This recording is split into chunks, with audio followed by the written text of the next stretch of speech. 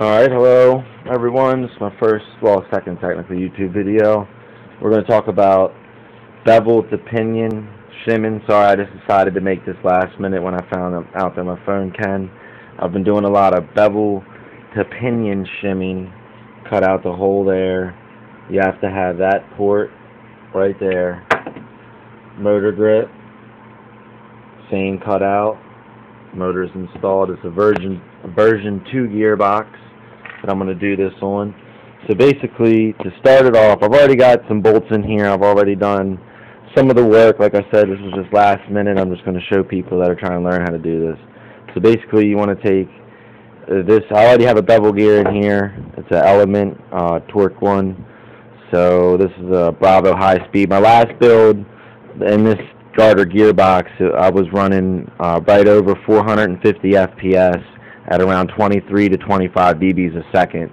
I was killing my lipos, but it was a real nasty gun on the field, and it was a Echo high speed, high torque motor and a 130 spring, Swiss cheese piston head with a modified piston head, the 130 springs in there, matrix air cylinder with the Bravo air nozzle.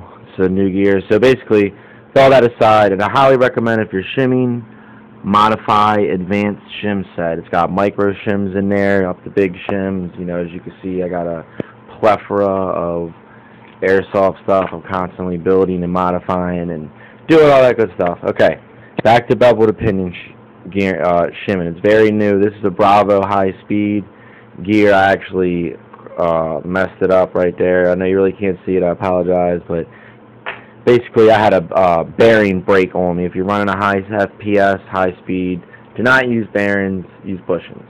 I recommend bushings. Had 2 bearings break, cock sideways, completely chewed up the pinion head on my Echo 1 motor, which I just replaced, and the gear right there. So, and I'm not video savvy, so I apologize, but here's the knowledge. Okay, first thing you want to do is take your bevel gear in your hand. It's going to be hard for me to show you this because I don't have a phone stand, but here we go anyways. You're going to hold it like this, and then take your motor like this in your other hand, and you're going to put them together. So if it was in your hand, you're going to go like this, and you're going to kind of tuck it back and forth, and you're going to feel where it just grabs, and it's usually like a centimeter away from where the anti-reversal latch comes on. It's usually about a centimeter or so away, right around in there. And I usually like to line mine off one of the highest points because you don't want to get lost in where everything tapers back in. So I usually find one of the highest points and then use these row right here of gears to slide the pinion head up and in. And I mean, every set I've ever done it with, you will feel it and you will know when it bites. It just comes in along the bottom, and then as soon as you get up, you know, I'll show you on this side. As soon as you get up to like right around there, it's going to start just biting for you, and you're going to feel where it just comes about a centimeter away from there. So you have to have the hole right in there.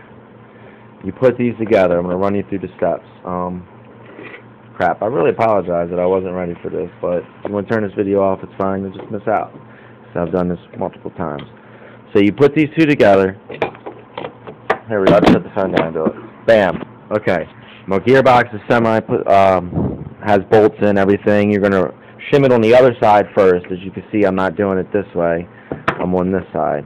Okay, so get a nice flashlight, and you're going to look in there, and you're going to see that you have your height that you need, okay, by adjusting your motor. So you physically look in there, adjust your motor to the height that you can see to where it fit.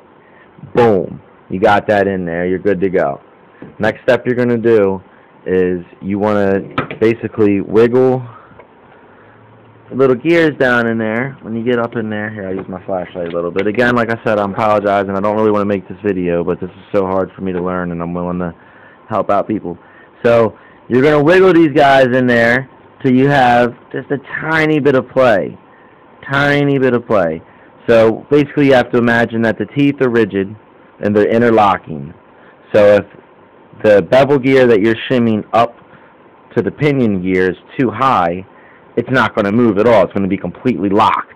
And if this is shimmed down too low, you're only shimming one side right now. If it's shimmed down too low, you're going to have a ton of play. So basically, motor height's in, everything's locked together. You put your first shim in there, you're going to see it come up a little bit, and you're just going to imagine you want just a micro of play. You don't want it so tight it's not moving, and you don't want it so loose that the pinion gear is going to chew up as it grabs these steel gears.